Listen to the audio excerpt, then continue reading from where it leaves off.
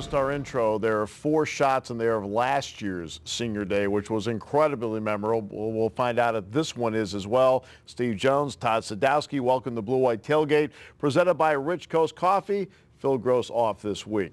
All right, a good win. 7th straight time that bounced back from a loss under Bill O'Brien to come up with a win the next week, and they really did it really efficiently and cleanly most of the way through. And how about it? Those first quarter drives, long, sustained drives that result in touchdowns, 13 plays and then 10 plays to take that early lead. How many times have we talked about getting off to a fast start and then finishing their drives? And they did exactly that against Purdue. You're supposed to hammer the Boilermakers this year, and they did. Well, they play well in most phases, no question about that. Now let's get to the turnover margin. Penn State was +1 last week, getting 3 takeaways and converting the 3 takeaways into 21 points. Bill O'Brien knows that that is something they need to have on their side every week. This is Sounding Off, presented by the Family Clothesline. Because they're good players, they're great kids. They're better kids than they are players, and you know, they feel bad about it. I feel bad about it. I get frustrated, and I just told them in there. You know, I just said the reason why I get frustrated on the sideline when we fumble the ball is because I have high expectations for the players on this team, and you know, we'll continue to work with it. You know, you don't want to overemphasize it because then you got the guy thinking about it all the time. But we got to stop putting the ball on the ground. The bottom line. Yep, no question about that. Now it is senior day. All right, so let's take a look one more time at the seniors that'll be going through the tunnel. And of course, when you look at what they've done, you know, senior day has been really good. And yeah, on-field victories 41, not bad. Bowl record 1-2. That won, of course, the Capital One Bowl win over LSU. Last 2 years under Bill O'Brien, 14-8, 9 starters in this group. And Elise Murkowski takes a look at the senior class of 2013. Any senior day is emotional, but Saturday's game has special meaning for a class that stuck with Penn State even when things look bad. Last year's class may have had the public's eye, but this class has Penn State seeing the light at the end of the tunnel. Things were very crazy in the beginning of last year, and it was a very extremely emotional year, but you know, it's still not completely gone. We're still playing with a little bit of a chip on our shoulder and kind of trying to prove to everybody that we're still a solid football team, even with the lack of scholarships and things like that. We don't even really think about that. We just go out there and play as hard as we can. And that's the mindset of this year's Penn State senior class. 1 year removed from their first sanctioned season and one of the most revered senior classes, this group is making their own impact. The seniors are using their experience to lead the Lions into this new era. To me, they set the tone every week. They showed our younger guys how to practice and came back with intensity, whether it was following a win or a loss. And again, they stuck with this university, they stuck with this program, and they didn't have to. The perseverance paid off with an emotional signature 4-overtime win over Michigan. And much like last year's senior class, going out strong against Wisconsin at home, this team expects another emotional game come Nebraska. I'm just going to go out there and, you know, have fun and fly around and play, you know, my last home game with these guys who, you know, I love like my own brothers. So I'm just going to go out there and have fun. I don't know. I mean, I think we'll all probably be pretty emotional. You know, I don't really think it's really hit us yet, you know, that it's our last game at Beaver Stadium. Obviously, I'm going to be emotional. You know, it's been a long time here at Penn State, and this is what I've known for the past 5 years. You know, as far as this week goes, I'm trying not to think about it. You know, I'm focusing on, you know, playing Nebraska and going out and getting this win. Above all this, the senior class knows the importance of giving back. While win would be extra special for the outgoing class, it will also do so much more for the entire program moving forward. You know, that's who we're playing for. We're playing for each other. You know, honestly, I mean, I want to get this win for the seniors and the coaching staff, but I want to get this win for the younger guys as well, you know, because they're the future. Saturday will be an emotion-filled day as Penn State takes the field. A win over Nebraska will clinch a winning season, giving the seniors the send-off they deserve. For the Blue White Tailgate Show, I'm Elise Murkowski. Elise, thanks so much. And you know what, when we look at Todd, it's a different personality than last year, but still very important to the foundation of Penn State moving forward. Yeah, very productive, and it's kind of that split class, right? The first couple of years they had Coach Paterno, the last couple they have Coach O'Brien, and they really, you mentioned the 9 starters, and these guys, it's been a long, strange trip for this group, but they have meant a lot to Penn State, and they've contributed a lot, 41 victories over those 5 years, so this has been a productive group. Okay, heck of a series, by the way, between these two to this point, between Penn State and Nebraska. Let's take a look at the series to this point between Penn State and Nebraska. You can see it's an 8-7 advantage for Nebraska. Of course, last year, that controversial win on that Lehman play at the goal line. Bill O'Brien, what about the importance of a winning record? Anytime you can have a winning season, you know, I think it's important to help you going into the off season, things like that, no question about it. But I think the goal on Saturday, it's not about clinching a winning season. It's about going out there and doing everything we can against a really, really tough, good Nebraska team to help our seniors go out winners. That's the big deal to me. I referenced the series just a few moments ago. The signature game of the series, 1982 in Beaver Stadium, called by the legendary Fran Fisher. Upon further review, was presented by the Penn State Bookstore. You have to know I'm going to further review the 1982 Penn State-Nebraska game, and I don't want to disappoint you. Seriously, it was one of the most thrilling games in Beaver Stadium history. Not only because how the game ended, but also because of what was at stake. After 58 minutes and 43 seconds of smash-mouth football, the Cornhuskers had a 24-21 lead. Starting at the 35-yard line as a result of a personal foul penalty on the kickoff, I'll do the math for you, Todd Blackledge and friends had 65 yards to navigate in a minute and 17 seconds, and they did just that. Now, was that drive what everyone remembers? No. It was two controversial officials' calls, one involving a Mike McCloskey catch at the sideline that enabled him to get to the 2-yard line with 13 seconds left. The other, Kirk Bowman's catch near the ground in the end zone for the winning touchdown on the next play. Replay proved the touchdown catch was a good one.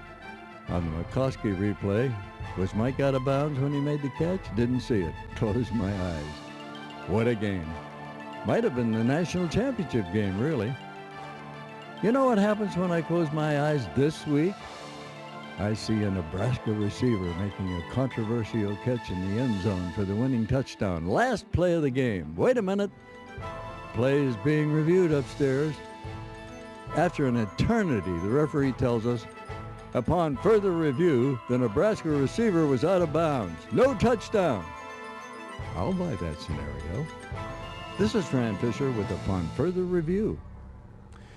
Incredible memories from Fran Fisher on one of the truly, if not the greatest game ever played in Beaver Stadium. A look at the Nittany Lion offense when we continue on Blue White Tailgate.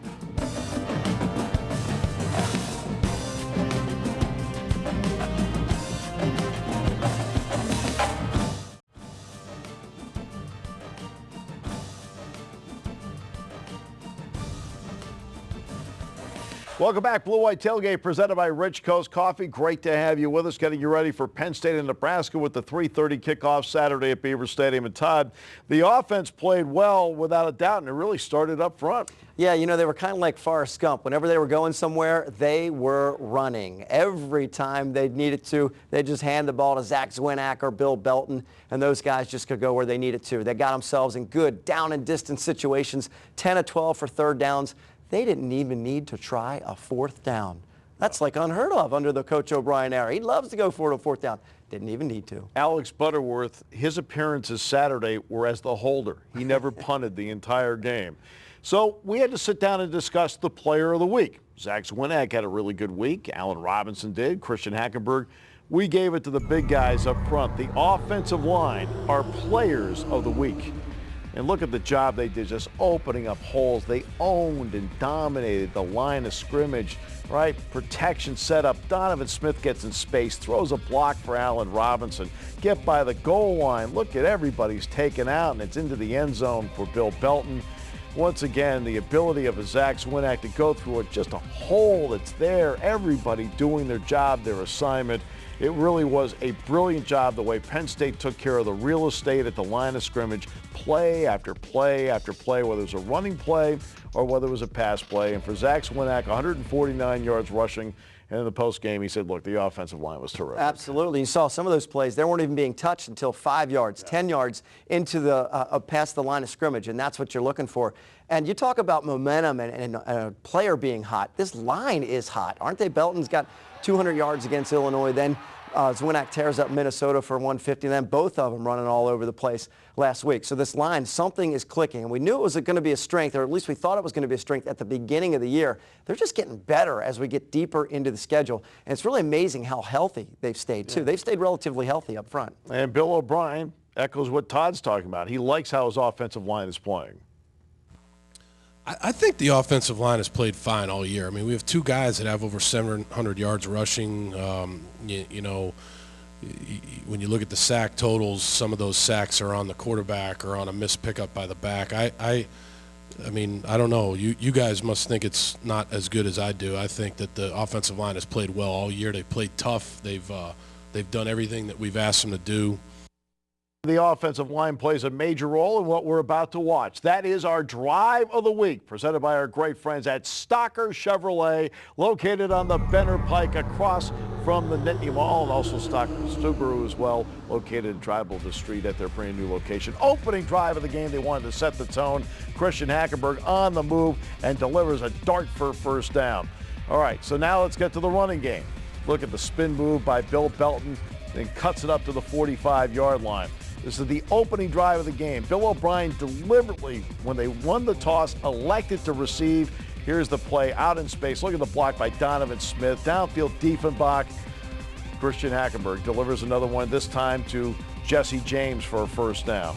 Bill Belton skipping his way through the secondary of Purdue. And then the Lions finally capped the drive at the 5-yard line. The offensive line getting the job done. That is our Drive of the Game, presented by Stocker Chevrolet, located on the Benner Pike across from the Nittany Mall. He wanted the ball first. That's why. You set the tone right away. You go right at Purdue and show them they are going to be in for a long afternoon, and that's certainly what the deal was on offense.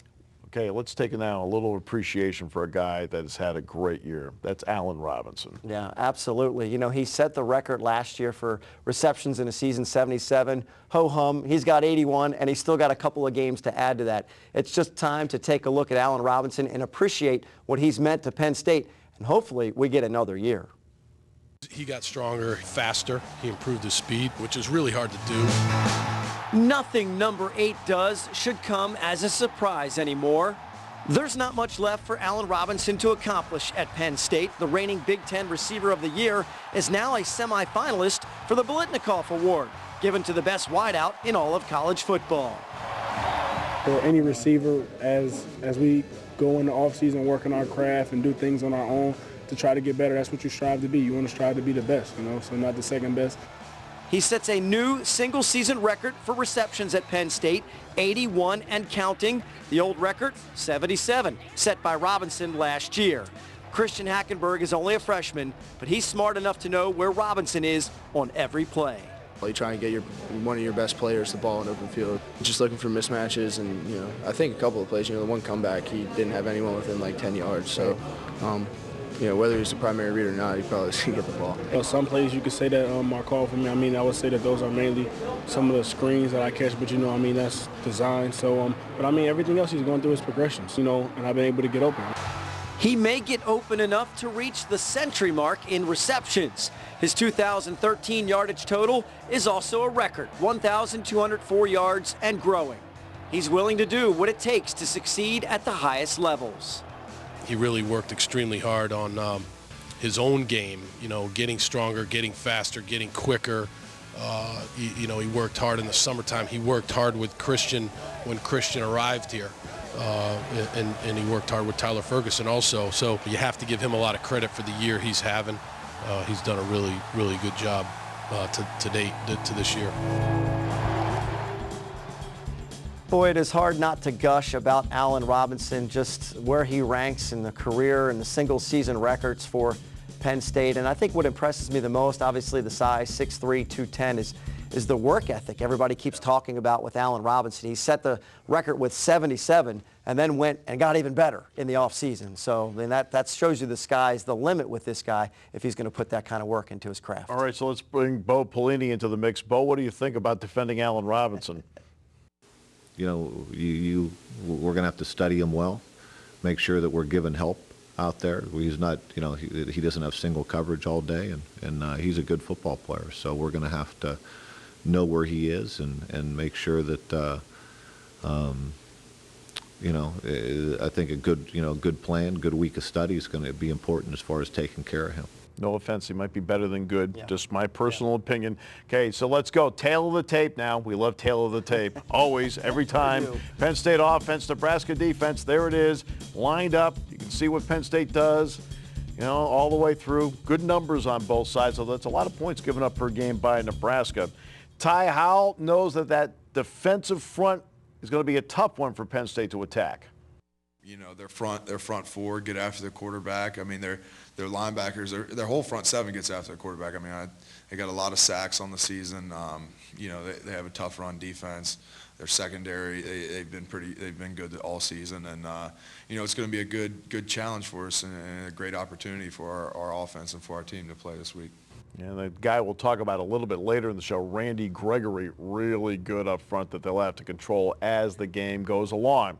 Coming up, the Nittany Lion defense, statistically doing things really well the last 3 weeks. We'll take a look at them as we continue on Blue White Tailgate, presented by Rich Coast Coffee.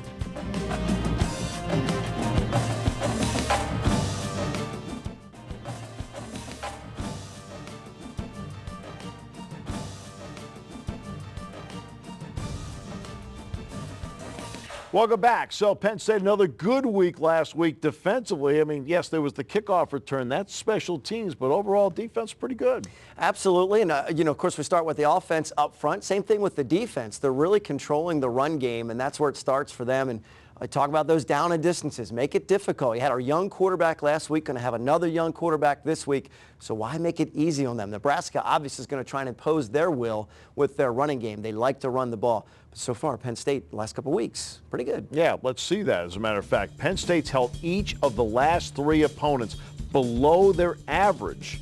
That's the last 3 weeks. That's impressive in terms of what they've been able to do on the ground. It really starts up front, the defensive line getting some work done. Yeah, you know, they got the linebacker support there, and then you got your defensive lineman. If you can just stuff that run in the middle, then set the edges, you know, you got to fill those lanes, and the guys are doing a nice job of getting those first downs. You know, a little bit of run blitz here and there. They're getting their job done, and they're making it tough on the opposing team. And not just by a little bit. You're keeping them to 40, 50 yards under their average, which is really impressive. And Todd, a guy that's really done well for Penn State, can fill both a tackle and an end role, is Anthony Zettel. John Stroh, a guy that's really picked up his game in 2013. The Penn State defense has been much maligned this season, but over the last several weeks, Anthony Zettel has been raising his game. With Deion Barnes off to a slow start, Zettel makes his first start against Michigan and has an immediate impact.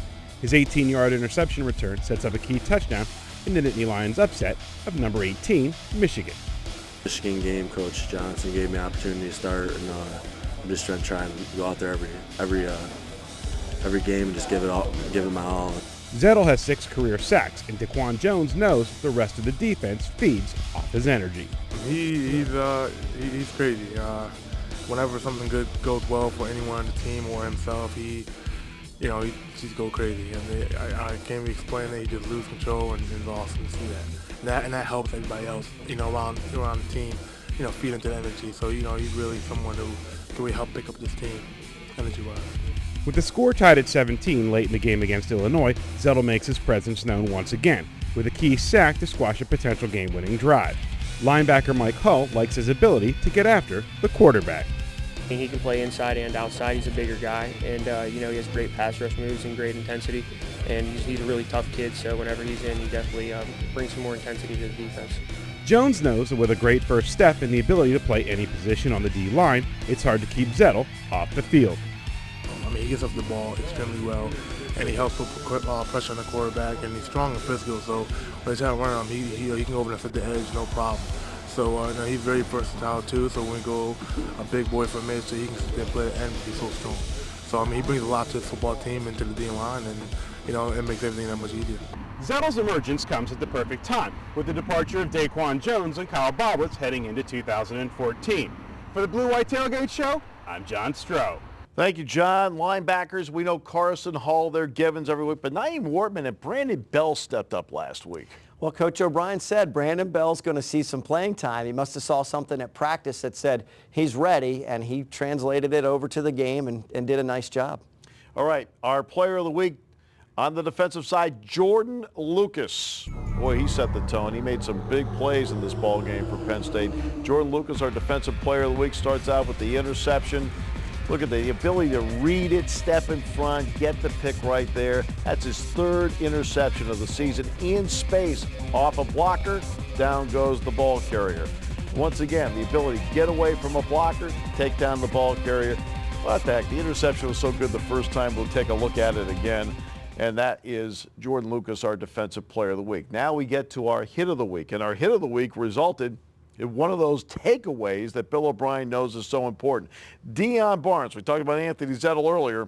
Deion Barnes creates our hit of the week, which creates a turnover and allows Penn State to get the ball. There's the turnover right there in the fumble recovery by Austin Johnson, and that is our hit of the week. All right, now this is another part we love. You love tail of the tape one. No. We have two. Every week, two. Another one. Tail of the tape, two. Nebraska offense, Penn State defense. Look at the rushing yards in there that Penn State will have to slow down. Absolutely. We talk about those numbers that jump off the screen. That goes right to yards rushing for Nebraska. 240 yards per game. Their total yards well over 400. So if you're talking about keeping that team, their opponent, under their normal yards rushing, 200 yards or less is probably what you're going to go for against the Cornhuskers. All right, let's take a look, Todd, at some of the numbers Nebraska's put up on the ground to this point in the season, and you look at what they've done. Those are the top 5 rushers in the conference. You know what all 5 of those are going to have in common before the season is over with? They're all will have faced Penn State. And Amir Abdullah is the guy at the top of the list at the moment. Bill O'Brien on a very talented running back. Since Martinez has been out, you know, he's become even more of a focal point for him. He's a really good player. He's one of the best players in this conference. Explosive guy. He runs with a great lean. He's got great quickness. You know, I think he's obviously got a pro career ahead of him. He's just a really good football player, and we're going to have to make sure we know where he is on every play. And he is a really good football player, no question. And Bill's right about all of that. There is one chink in the armor. Amir Abdullah occasionally puts the ball on the ground. Let's hope he lays it on the Beaver Stadium carpet coming up this Saturday. He's averaging 6.5 yards a carry every time he touches the ball. And you know they're going to give him the ball. So that's tough to defend when you know they're giving it to him, and he's still going to get 6.5 yards a carry on a lot of opponents. Better than 1,300 yards rushing. And Bill's right. Without Taylor Martinez, Abdullah's been even better, and there's been no threat of the option really with Martinez. Coming up, we'll take a look at recruiting as we continue with the Blue White Tailgate presented by Rich Coast Coffee after this.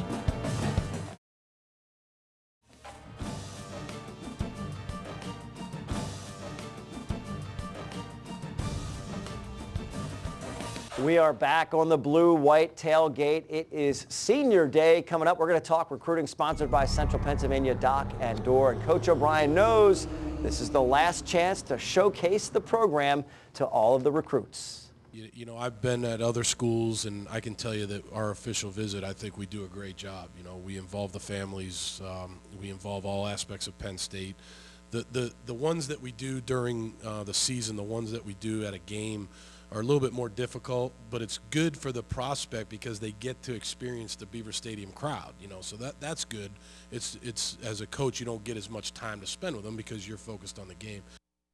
We hear from Coach O'Brien. Now we hear from Andrew Callisto, who joins us for our recruiting segment. It is a big weekend. We've got some big numbers coming, and then also some official visits, as Coach mentioned. Yeah, it's a huge weekend for Penn State recruiting. They got 25 guys that are going to be coming up. They're going to have three or four official visits actually this weekend from some JUCO guys and some they're already committed guys. But it's a huge weekend, 25 guys on the sidelines. Okay, so some specific names that they're targeting. They're going to bring them in. They want to show them what's going on. Hopefully have a good effort against the Cornhuskers. Who are we talking about?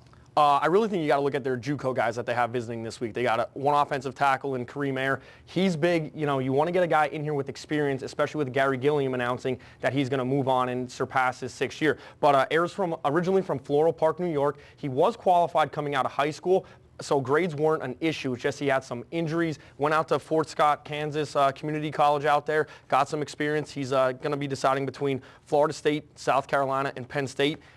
His decision date is December 18th, and he's going to enroll in January. Okay, some other guys are targeting. Boone, Barney, Holly, some big names that they're looking at they want to secure. Defensive tackle Terrell Barney, that's another big get that Penn State really wants to have, with Kyle Boblitz announcing that he's not going to come back for his senior season. He's the 22nd best overall JUCO player in the junior college ranks this season. He's out of Northwest Community College in Mississippi. He's originally from Georgia. If Bama offers him, he might go to Bama, but they just got a commitment from hand, so it's highly unlikely that Bama goes after him. And Sean Boone, he's from West Palm Beach, Florida. He's a phenomenal athlete. Penn State really needs to get some athletes in the secondary. We've seen all the troubles they've had this year, but he's especially key to this class, being that Drayvon Henry from Alquippa and Monte Nicholson from Gateway really want nothing to do with Penn State at this point in time in their recruiting. So now it's coming up a dead period. Thanksgiving, Christmas, you got a holiday period. Your overall impressions of recruiting and what this dead period does? Well, I think they have a very solid class right now.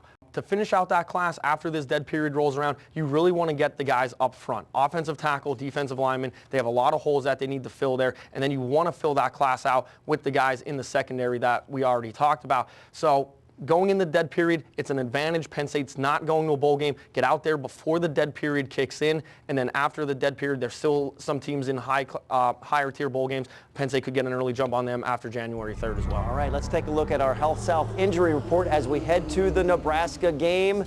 We've got Allen Robinson dealing with the shoulder, Akeel Lynch. Ben Klein, we know, is out for the season. So we'll see how this affects, as everybody's got some bumps and bruises this time of year. We're going to be right back on the Blue White Tailgate to wrap up the segment, get an interview, and then we'll say goodbye and take a look at the BCS standings in the legends and the leaders.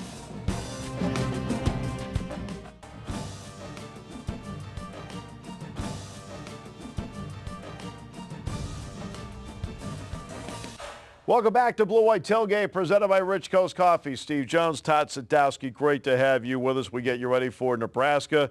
Nebraska comes in with a 7-3 record off a physical loss last week at home to Michigan State. Let's take a look at what we call the Bo Pelini file. Others refer to it as a dossier. And you can see what his record is so far to this point. And, of course, those great years at LSU. As a head coach in his 6th year, he's done some good things, but are they to Nebraska standards, which are high? Well, that's the question. Big Red has big expectations, and he hasn't exactly endeared himself to Big Red Nation either. But on the field, you're talking about 8-9 wins. Yeah, that's okay. But as you said, expectations for the Cornhuskers are a little bit higher. So we'll see. This is a really big game for Bo Pelini. Yeah. Look, they have a chance to win 9 games. And that might keep them around for another year. If they lose this one at Penn State, there's really no signature wins on this year's schedule for those guys. You might be talking about a different head coach in Lincoln next year. We'll see how it plays out for him, because he's done some good things there. There's no question about that. He has great respect for the Nittany Lions, though. It's a great place to play. Obviously, tremendous tradition. I think Coach O'Brien's doing a heck of a job there, and you know, we'll have our work cut out for us. They're a good football team. They're well coached and they're physical, and it'll be a good challenge for us. I'll tell you right now, I think Bo Pelini is a really good coach. Really good coach. He got burned by the tape thing that happened 2 years ago, but he's a really good football coach. At least, you know, that's always been my impression of him. He's had a lot of injuries. Offensive line is racked with injuries. Right. Had to change quarterbacks. I mean, they expected Taylor Martinez to be the man in this game. Now the man's Tommy Armstrong. The question is, I don't think there's a question that he's a good head coach. Yeah. Is he the right fit for Nebraska? That's really the question, is whether he belongs in Lincoln or whether he moves on to another spot. Yeah. Tommy Armstrong is quarterback. Does a lot of things well. One of the better things he does is hand the ball off to Amir Abdullah. Look at the numbers that Abdullah has been able to crank out this year. 134 a game. That leads the Big Ten. 1,336 yards.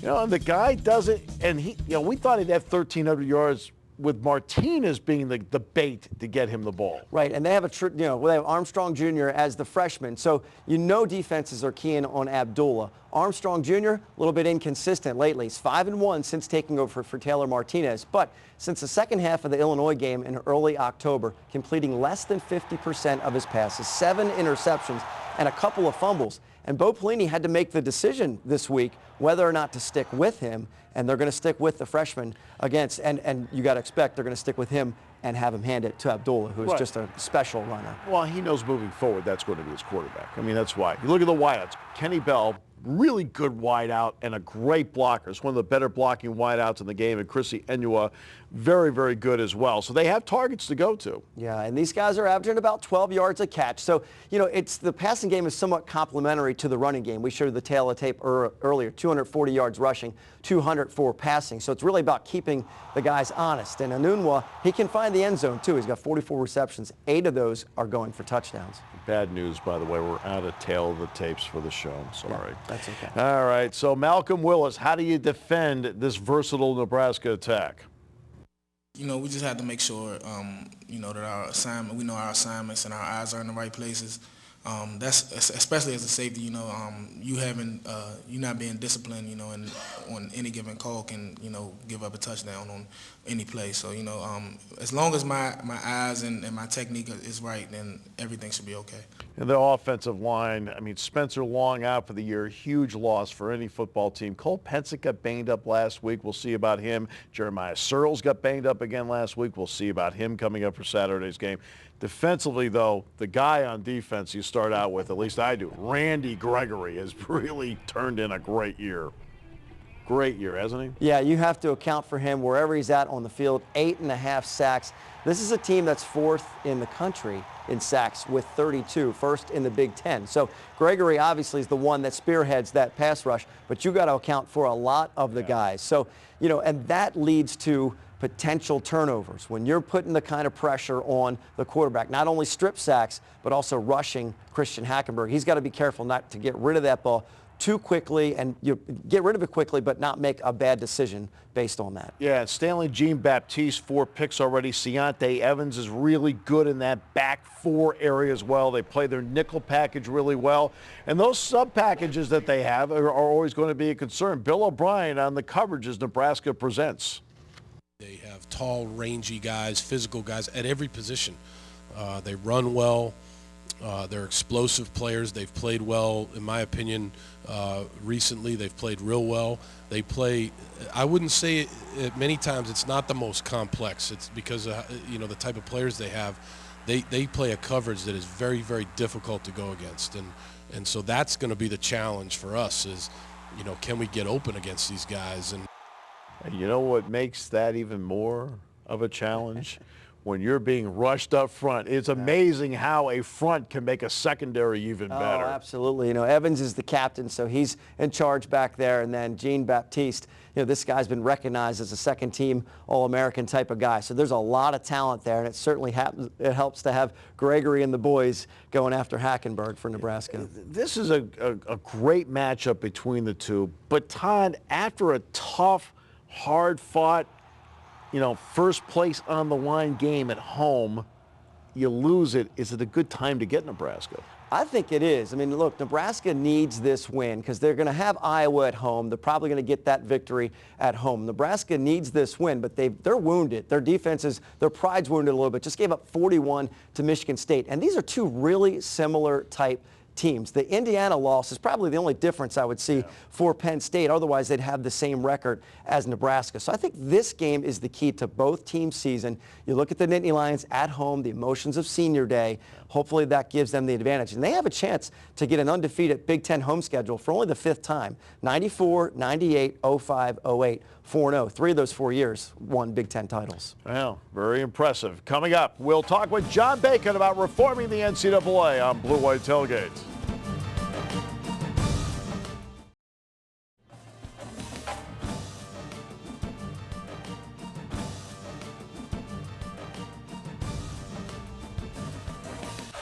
Welcome back. Great to have you with us, and we're going to welcome in somebody that has gone from, as far as I'm concerned, being guest to becoming good friend because he and I have the same feel for how much we love the history of the game, what it means, and then moving forward. He is the author of the book, 4th and Long, The Fight for the Soul of College Football. That is John U. Bacon. John, welcome back. It's great to have you with us. Always a pleasure, Steve. Yeah, all right. Reform with the NCAA. You've done a lot with this. What are you seeing down this road? Because I'm going to give you a quote. Okay? It's a Joe Paterno quote. They should tear the thing up and start with page 1. That's what he always said. Your thoughts? Take it from there. Page 1 might be generous. Yeah. Maybe page 0. He's dead on, of course.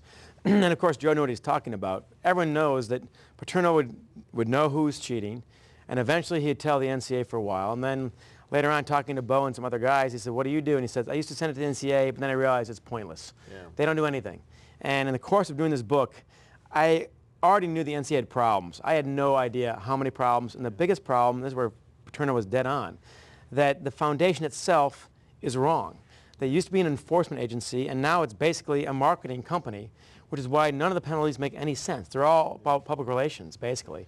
And in the course of doing that book, as you know, the respect and integrity shown by Mike Motti and his teammates versus that of Mark Emmert and his teammates, if you will, the culture of football, give me those guys anytime. The gap between them is tremendous. Okay, how tough is it for you as a historian of Michigan football to know the standards that Bo set and how Bo Schembechler felt about this, and then apply those standards to today?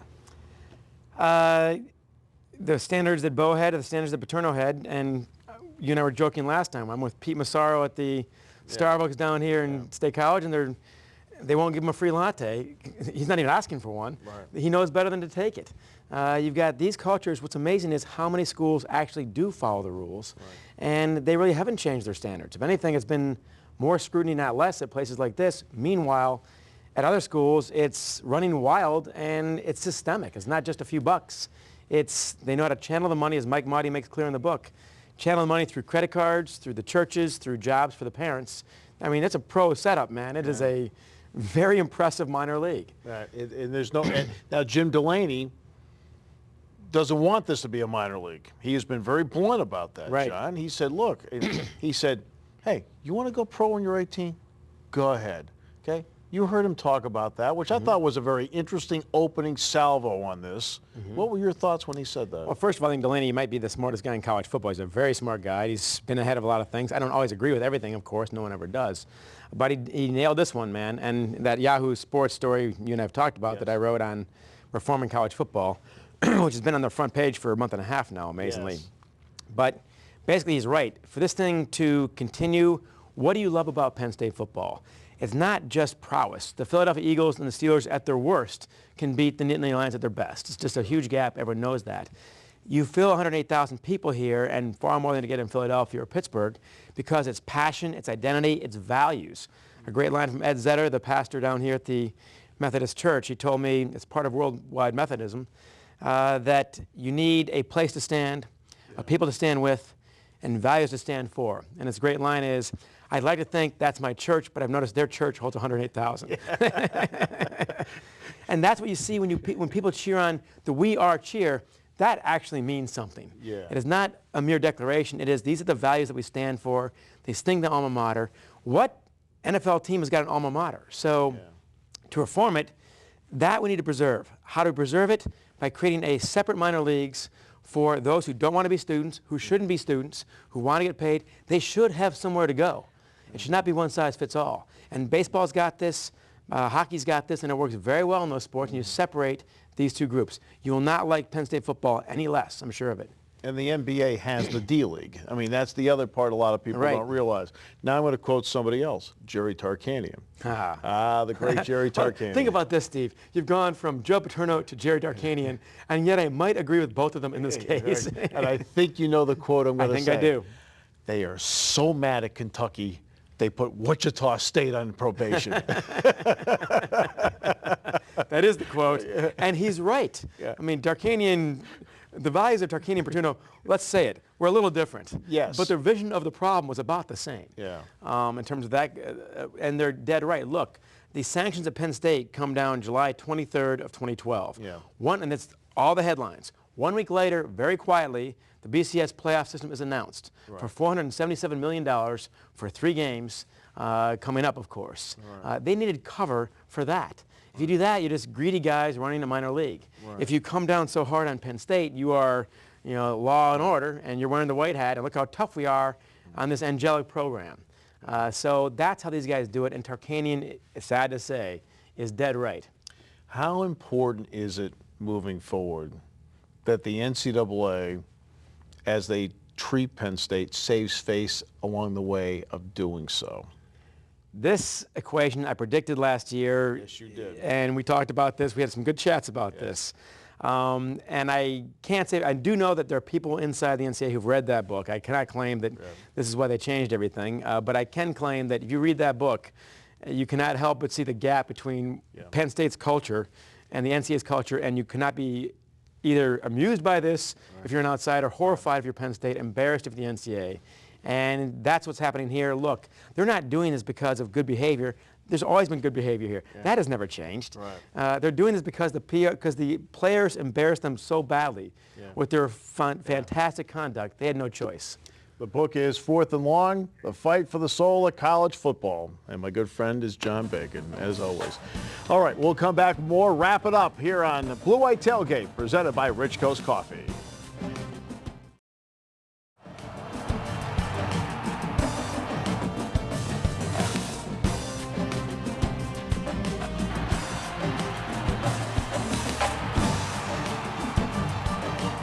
All right, we see the finish line in sight, which means we're getting closer to kickoff between Penn State and Nebraska at Beaver Stadium here on Blue White Tailgate, presented by Rich Coast Coffee.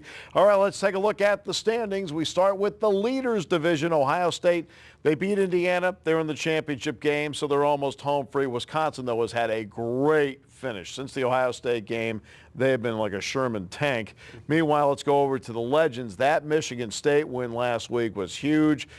Just about home free to Indianapolis as well. So that's how it stacks up at this point. As we expected, it sets up to be Ohio State versus Michigan State for the Buckeyes. They need the Spartans to keep winning to get up there. And nobody's talking about the possibilities of Michigan State climbing higher and higher in the national rankings. We keep looking at it from the other perspective because Ohio State's undefeated, but Michigan State's climbing up pretty high. And the other part, too, is Wisconsin could be a second BCS team for the Big Ten. Let's see how it plays out. BCS standings look like this. Alabama, Florida State right there. Baylor's right behind Ohio State, and a win over Oklahoma State could vault them past. The unfair part, though, is the Big 12 does not have a championship game. So let's take a look at those top 25 matchups and get everybody up to date on the top 25. A&M, LSU, Missouri, Ole Miss, Arizona State, UCLA. And there's that Baylor-Oklahoma State game right there. That's the one that could actually allow them to jump Ohio State. And that A&M game could decide the Heisman Trophy with Johnny Manziel if he has a signature performance against LSU. Around the Big Ten, of course, it looks like this. It's going to be Ohio State. They can clinch the division with a win over Indiana. Wisconsin, Minnesota should be a good game at the bank. Michigan State's at Northwestern. Michigan's at Iowa, and Illinois will be at Purdue. Somebody in the Illinois-Purdue game must break through, so we do know that. So let's get to our keys to the game. Giveaway takeaways big for me in this one. That's where Nebraska has had they've had a tough year. They're -8. Penn State -6. They won it last week, got 21 points off of that. That's a big part of this. And I know, Todd, you want to talk about the ground game. That'll be important. Absolutely. I think we're going to lay this at the feet of the offensive and defensive lines. You got to get to Abdullah, keep him under control for the defensive line, and let's see if that offensive line can just keep on rolling, because the best way to control Abdullah is to control the football. So we'll see if the Lions can keep it going on the ground game. Senior Day has always been a special day at Beaver Stadium, a lot of emotion. Bill O'Brien will let them have their moment on the field, which is incredible, but then bring them back into the locker room so they can refocus for the game. So it's our tribute to the seniors and our thanks to Aaron's, which gets our tribute every single week.